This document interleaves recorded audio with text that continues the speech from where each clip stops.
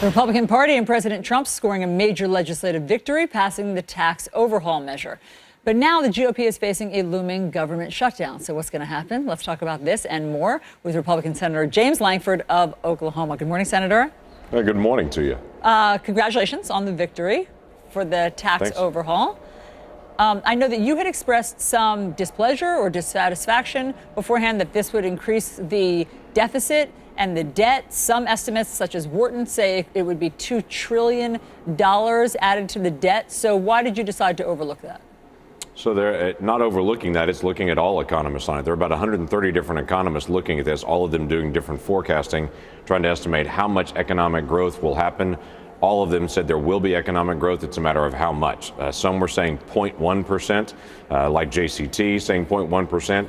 Others saying that there'd be 5% growth. So we have to be able to look at the spread of all of them. My main focus is we've got to have the economy growing again. If we don't have the economy growing again, we're never going to deal with deficits long term. So those forecasts ended up making you more comfortable than the forecasts. You got comfortable with those over the forecasts that the $1 trillion or $1.5 trillion or $2 trillion added to the debt.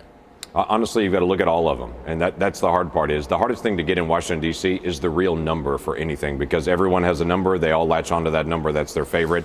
I get that whole game. All of us do it to be able to look at it. But the point of it is, for me, is trying to evaluate how are we going to actually deal with debt and deficit. You're never going to deal with it with a 2% growth in the economy right now. We have to have economic growth. We have to be able to limit our spending at the same time. This gives us the opportunity for economic growth. And with that economic growth comes increased taxes, because people make more money, they pay more money. And we'll see what that number looks like. Yeah, I understand. I mean, it's just a gamble. You're gambling that that's going to happen. You're hoping for that. And it's just that, you know, look, that the bread and butter of conservatives, as you are, it seemed, was at one time fiscal responsibility. Right, and I think it still is. The main focus that I have still is you still have to have economic growth. You have to have fiscal responsibility. You have to have the opportunity to be able to grow out of this. And I would tell you, every time you do any tax policy, it's a guess. Is that too much? Because if you tax too much, it slows the economy down. If you tax too little, you can't pay the basic bills of the economy and of the government. So you've got to be able to hit that balance, and it is always your best guess as you walk through it. What is the right balance?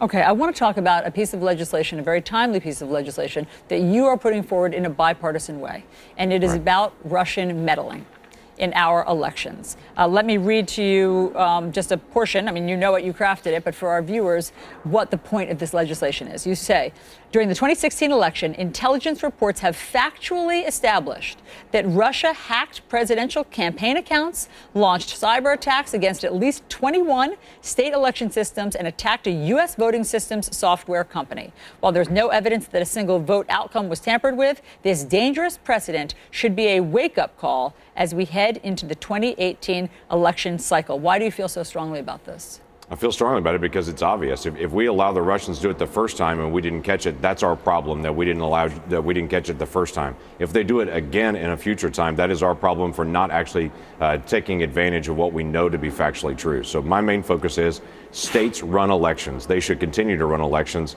But where states are not keeping up their equipment, we need to be able to encourage those states and help provide some grants to those states to say, go take care of your equipment. We don't want to have at the end of the next election a guess that the election had fraud in it, that they got into an election system.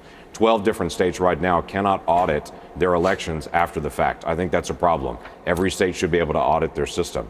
So we want to be able to maintain the state control of that. They manage all elections. But where they need some help in the process on it, we need to streamline that process of how we interact with them and how they actually keep things up to speed. You say that what happened in the 2016 election should be a wake-up call. Does the president need a wake-up call? Actually, the Department of Homeland Security is very active in this. They've not only been helpful in the bill crafting, as we've talked through language back and forth, they've been very engaged with states. Sure, but I mean President Trump. I mean, you know what President Trump has said. He has called the Russia story a hoax. Do you think that the Russia story is a hoax? No, I do not think it's a hoax. And I would say I think the president's greatest frustration is sometimes there's an impression that comes out that the Russia is the reason that he won the election. And I think that's his biggest frustration. There is no evidence that any vote was tampered during the process, that anything was changed in the system. But there's clear evidence that the Russians were trying to probe our system. They were engaging both on social media, trying to affect the messaging, and trying to be able to examine different voter systems across 21 different states. Yeah, I think you're right. The president does have a hard time distinguishing distinguishing between Russian meddling and accusations of Russian collusion. So it ends up that he says things like this to the Wall Street Journal. It's a total witch hunt. The whole Russia story. It's a hoax. It's a hoax. We had no collusion with Russia. We never dealt with Russia. So is the whole Russia story a hoax? We're actually walking through multiple investigations to be able to lock down all of the issues about the Russia investigation. But the meddling, I mean, you have legislation about the meddling, and he lumps them together. Question. Allison, there's no question, but you're right. There are two different issues here. There is, did the Russians affect the outcome, as the president's frustrated with and saying, I never colluded with anyone. He's been very outspoken about that. But there's no question that the Russians were trying to engage in our election, just like they have multiple other elections across Europe. They like to do this. This is their mode, to try to go in and try to mess with elections and to be able to demonstrate their power through that means. And we need to be able to have enough power to push back. Got it. And have you shared your unequivocal position on this with the president? I have, actually. I think he's heard me multiple times say it, not only in media settings like this, but he's heard me say it multiple times in other private settings as well. And he believes you, or he's skeptical? Well, he's still very passionate about this one issue. He didn't collude. No one on his campaign colluded. And so right, that's what he wants to be clear with. He understands that Russia meddled, or no? You know what? You're going to have to ask him on that one directly. He hasn't given you an answer on that. No, we haven't talked about it that length. Obviously, I'm on the Senate Intelligence Committee, so we would rarely talk about a topic like this at all. We'd be in settings where I would hear him say things, but I don't press that with him while I'm on the investigative team for the Senate Intelligence Committee. I understand, but do you think that he believes that Russia meddled? You know what? I think he does have a sense that the Russians were trying to do something in this process. What that level is, again, you'd have to ask him on that, but I think he's very passionate about they didn't collude.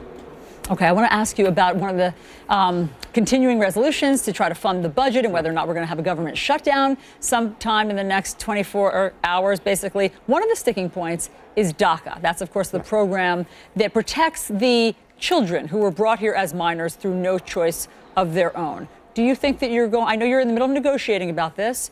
What do you think is going to happen with this program? Yeah, we won't have a DACA extension during this time period. I think there's been wide agreement on that as we try to be able to work through all the issues on it. So that's not going to happen in December. It will most definitely happen in January or February. We all understand that the DACA issue, the president's put out a March 1st deadline for it. It has to be resolved legislatively by then, and the president's been very, very outspoken about that.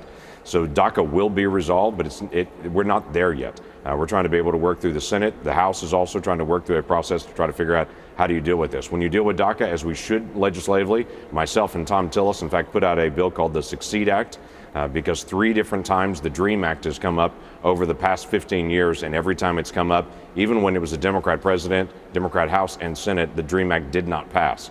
So if we're going to resolve the DACA issue, we've got to look for where is the bipartisan support to be able to resolve DACA legislatively and permanently for those kids. We believe we have a good solution for that. Tom Tillis and I do, and we've already put that forward.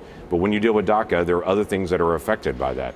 You've got to deal with border security, because if you just deal with DACA now, you'll have another group of DACA coming afterwards. You have to deal with chain migration, the connection of all the families, because if you deal with DACA, you're also dealing with not just the child who had no fault of their own that they made that they came to this country, but also their parent that did make the decision to be able to violate the law. How do you handle those two separately and understand you're going to keep great compassion for those kids, but also be able to maintain good justice under the law without being unfair to a family? So all those things are in conversation. Absolutely. It's complicated, but just very quickly, one-word answer. Do you think that ultimately, after your negotiations, these kids will be protected and stay, or deported and leave? I think they'll be protected and stay, and I think there are a lot of folks, myself included, that have been very clear on that. Okay.